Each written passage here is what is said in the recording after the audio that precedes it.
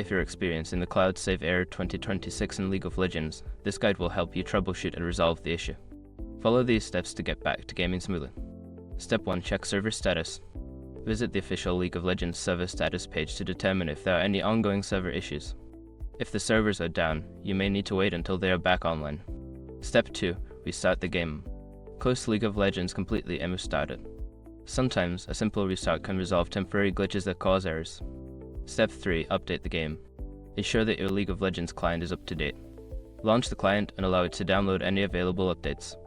An outdated client can lead to various errors, including cloud save issues. Step 4. Repair game files.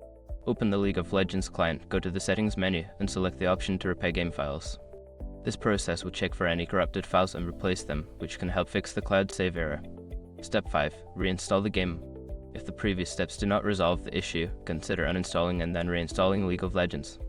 This will ensure that you have a fresh installation without any corrupted files that could be causing the error.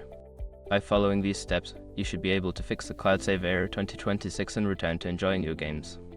If the problem persists, consider reaching out to Riot Games support for further assistance.